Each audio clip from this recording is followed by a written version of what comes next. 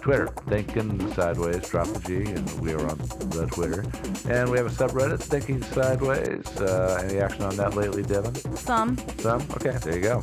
And of course, you can also support us by buying merchandise. There on our website, you'll find a link to Zazzle and Redbubble, where you can get shirts, mugs, stickers, and God knows what else. All kinds of stuff. All kinds of good stuff. All of the things. Yeah, murder weapons. No. Well, I mean, a mug can be a murder weapon. It's not marketed as a murder weapon. No, it's not. It's a paperweight. We don't make murder weapons. Yeah. And so that's about it. So anyway, until next week, folks, this is Thinking Sideways HQ signing off. And like I said, send us an email. Tell us what you think. Bye. Bye, guys. Talk to you guys next week.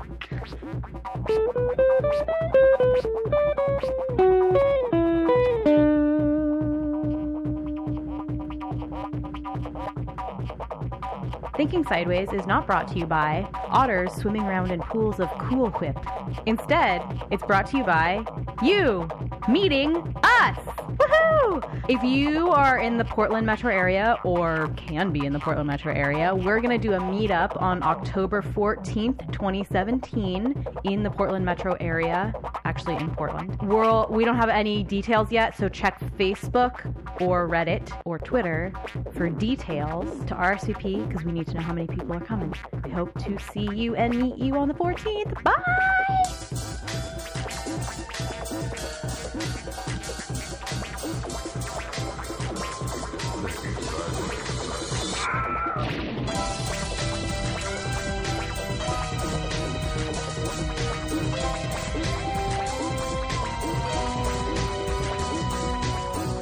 Hi there. Welcome to another episode of Thinking Sideways.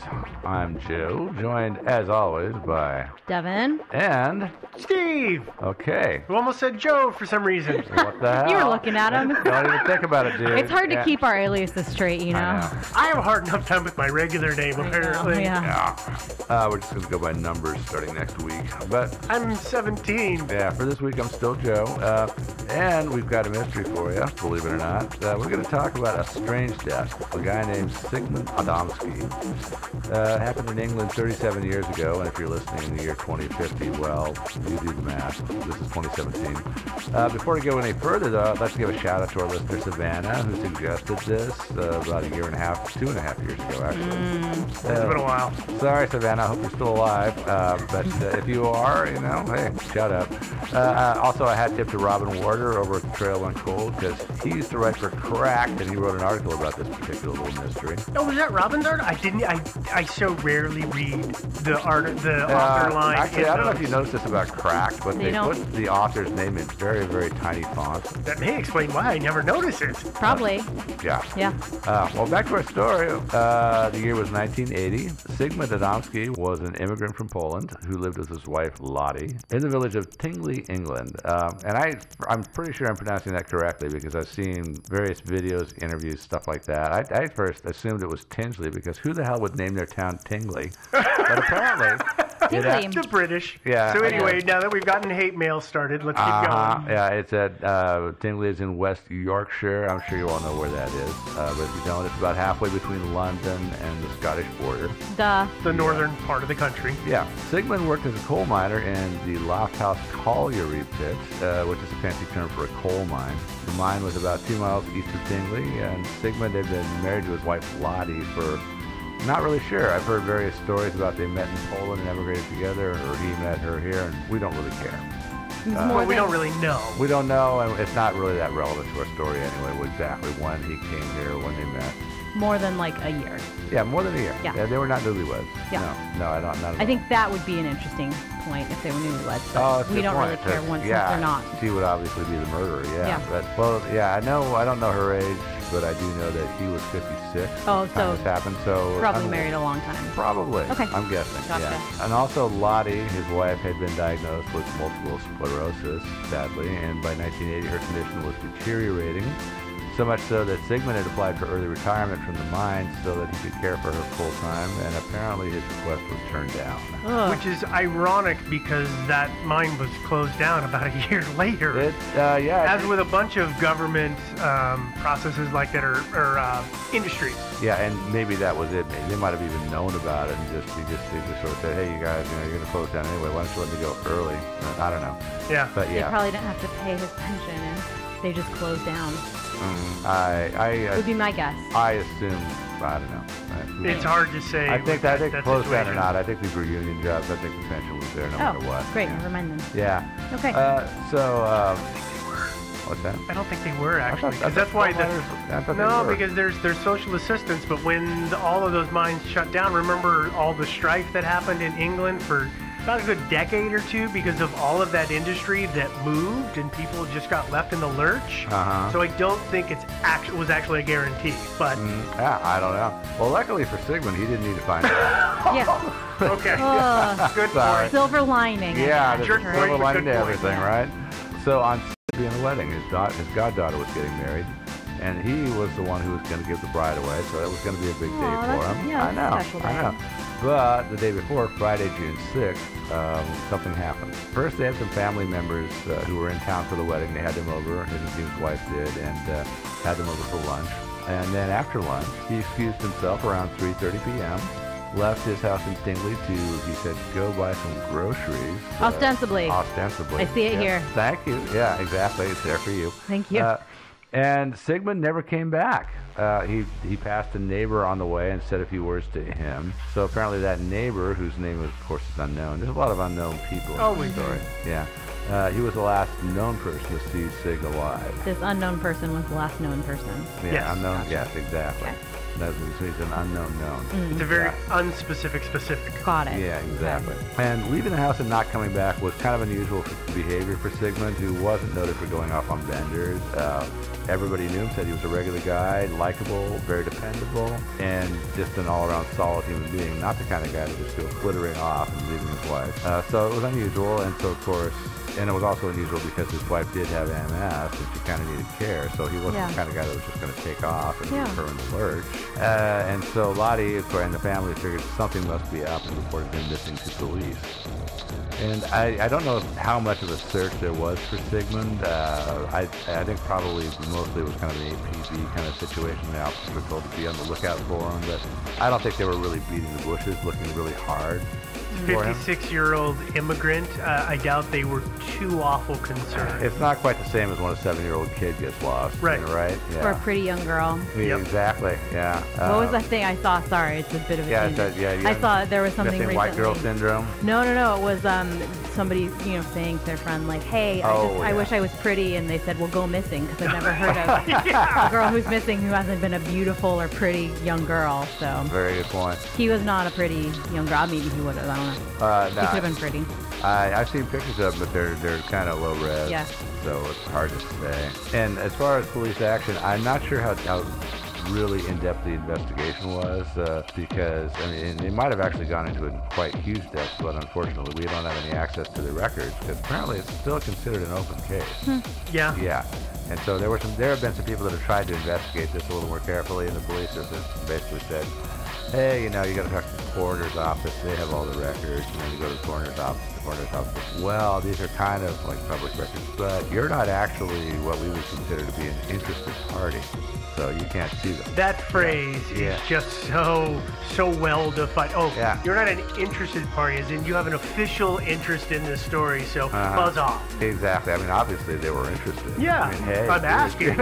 by definition, they were interested parties, but not by the government definition.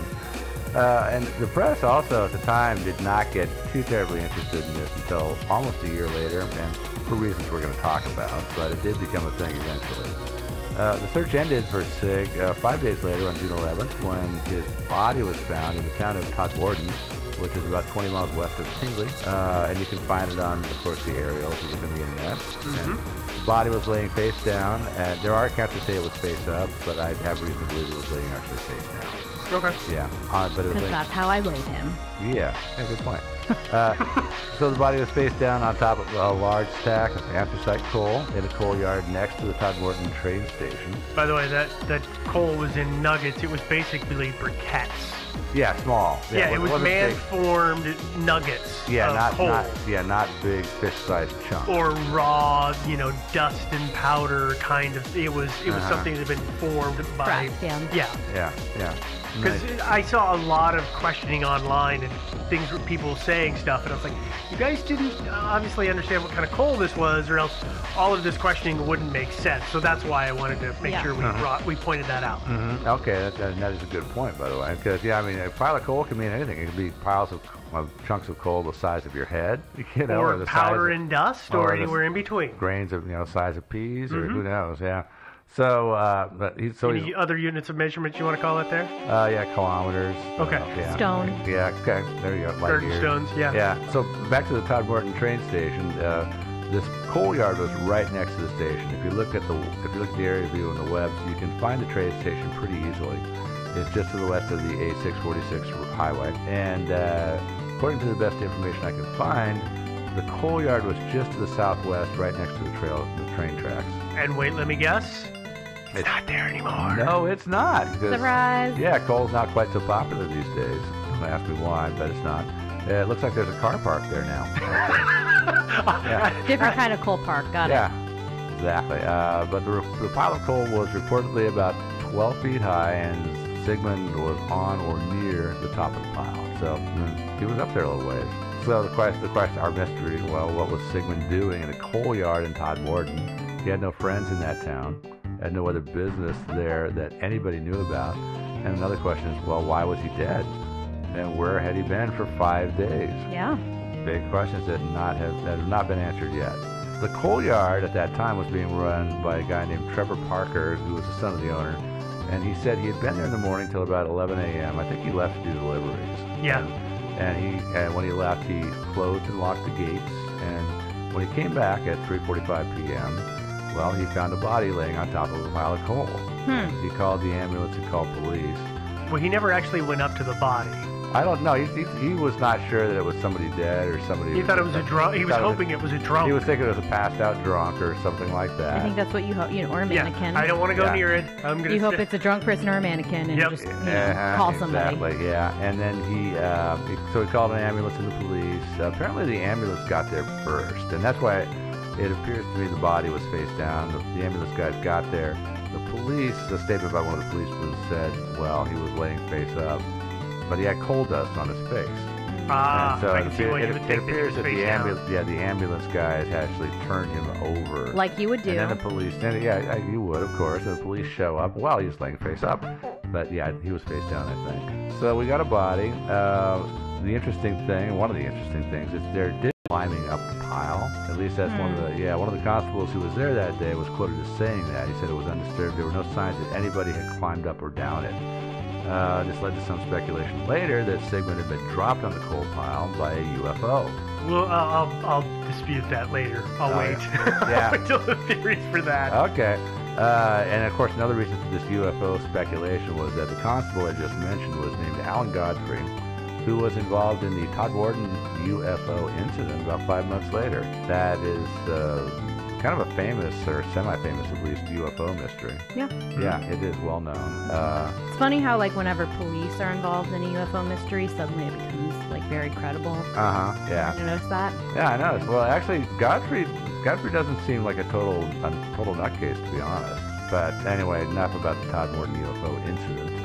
That's how the story finally got to the front pages. It was months after Sigmund died. Suddenly some newspaper guys put the two together. They realized, oh my God, the policeman had been there at the coal yard, and then he has this encounter. There must be a connection, and so all of a sudden there was all this speculation in the tabloids that Sigmund was abducted by the aliens, and then died, and the aliens dropped him on the coal pile.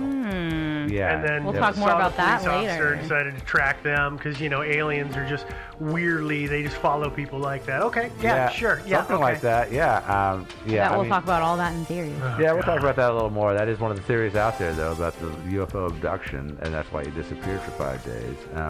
Personally, I think that the fact that a guy vanishes, turns up 5 days later in a coal yard that he should not have been in a town he had no business being in, on top of a coal pile that he had no reason to climb to the top of, and then dead of apparently natural causes, to me, that's actually a pretty interesting story in and of itself. It's I pretty agree. weird, don't you think? Yeah. And even without the UFOs. Well, then the UFO bit feels tacked on, so it's like, how did this not make the papers prior to this? Yeah. Well, I'm sure it made the papers in some way, but it really seems like it needed the UFO angle before it got legs, I think. And the problem with the way the press investigated this, I think, is that it seems like they only really went at it from the UFO angle. Yeah. Instead of going out and interviewing family members and trying to find out if maybe there was somebody out there with a grudge. Oh, you mean doing Sigmund. investigative reporting? Yeah, doing that kind of thing. Yeah.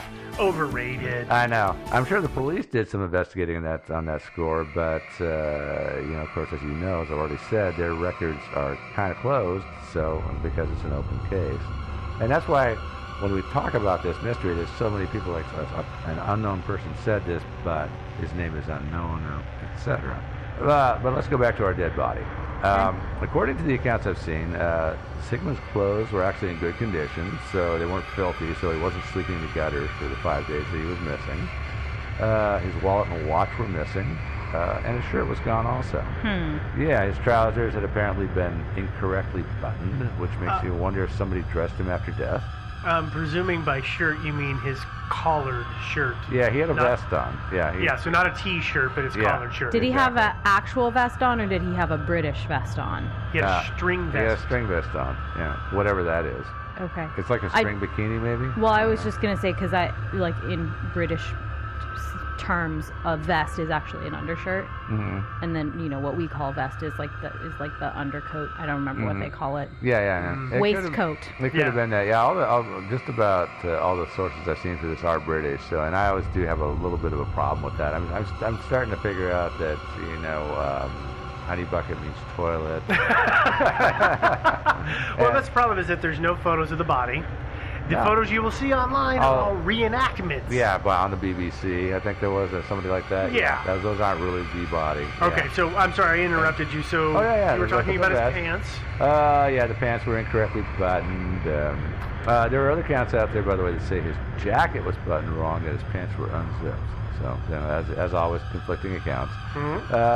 Topside again, wearing a vest and a jacket. There were no bruises, cuts, or contusions. It did not appear that he had been in a struggle with anybody. He wasn't strangled or beaten to death or anything like that. Also, the coroner reported it looked like he had shaved within the past day. And most interestingly, he had some strange burns on the back of his neck and his shoulders. Burns had a kind of greenish ointment on them, which was never identified. So it wasn't just aloe vera, because aloe vera tends to be kind of a weird greenish ointment. Well, I don't know how hard they tried to figure out what it was. Alien goo. It's just alien goo. It's Yeah. Yeah, it was probably that stuff. Alien antiseptic. That goo from Ghostbusters. Yeah. There was an autopsy done that very evening. The coroner concluded the time of death was between 11 a.m. and 1 p.m. that same day, the 11th of June. So that means if Trevor Parker left the coal yard at 11 that morning, sometime very shortly after that, Sigmund Adamski wandered into the yard and died of natural causes on top of that coal pile, or he was murdered and brought to the yard and left there, or maybe he died and brought to the yard and left there. Those are kind of our options, or UFO'd there. That last one was UFO'd there. Got it. Yeah, he was also UFO, maybe. Coroner also determined that the burns on Sigmund's neck and shoulders were about 2 days old. Because you guys have been burned. You know what that's like. Yeah. They start out looking kind of pink and fresh, and then they're kind of gnarly a few days later. Depends. Yeah. Exactly. Because of that, police checked hospitals, emergency rooms, clinics in the area to see if he'd been treated for the burns, and they found nothing. And the burns were also unique in that they were well defined. So it's more like contact burns than burns from an open flame. You know what I'm saying? Yeah, they weren't amorphous Yeah. in their shape. What Yeah. shape were they? They were kind of, I think, kind of rectangular. Oh, were they Kind of- rectangular or circular? Well, I mean, they were roundish, but I had thought that they were kind of like hot dog shaped, but Oh. I could be wrong. Okay. So you heard I mean, I've heard. I all got kinds yeah, of I got the different impression that they were circular from the Uh-huh. stuff that I read, but again, Yeah. never seen a photo of it. Oh. Yeah, Oblong, conflicting kind of. information, but the burns seem to be confirmed though. I mean, they definitely are confirmed. Mm-hmm. He did have Birds themselves, yes. How the shape of the burns and what caused the burns? Was it flame? Was it acid? Well, that's still up in the air. And there are a few theories out there about the burns, which we'll talk about. And police did find in the course of their investigations that signals from an acupuncturist. Ugh. Yeah, I'd never had these. That involves putting a cotton ball soaked in alcohol into a small glass jar or a bamboo cup, putting the jar on the skin and lighting the alcohol. And I guess it's supposed to be a treatment for rheumatism and some other ailments. This is one of those crazy treatments. It's like there's that weird treatment for when you've got stuff in your ear.